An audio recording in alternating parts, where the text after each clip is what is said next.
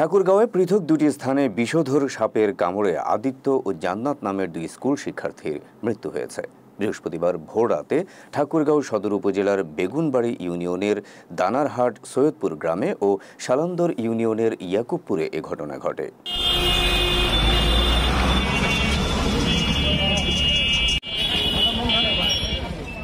বিষয়টি নিশ্চিত করেছেন সদর উপজেলার নির্বাহী অফিসার বেলায়েত হোসেন। জানা গেছে, নিহত জান্নাতের বয়স ১২ বছর। সে বেগুনবাড়ি ইউনিয়নের সৈয়দপুর গ্রামের জাকিরুল ইসলামের মেয়ে। অন্যদিকে নিহত আদিত্যের বয়স ৭। সে শালন্দর ইউনিয়নের ইয়াকুবপুর গ্রামের সনাতনের ছেলে।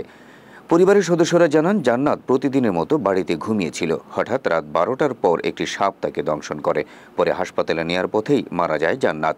সে সৈয়দপুর উচ্চ বিদ্যালয়ের ৭ম শ্রেণীর শিক্ষার্থী ছিল। অন্যদিকে আদিত্যকেও ঘুমন্ত অবস্থায় সাপে কামড় দিলে বেশ কয়েকবার বমি করে সে। পরিবারের পক্ষ থেকে প্রথমে তাকে ঠাকুরগাঁও জেনারেল হাসপাতাল ও পরে দিনাজপুর মেডিকেল কলেজ হাসপাতালে নেয়ার পথেই মারা যায় আদিত্য ওই ইউনিয়নের কালুক্ষেত্র সরকারি প্রাথমিক বিদ্যালয়ের ২য় শ্রেণীর শিক্ষার্থী ছিল। এদিকে সাপের কামড়ে দুই শিশুর মৃত্যুর ঘটনায় এলাকায় নেমে এসেছে শোকের ছায়া।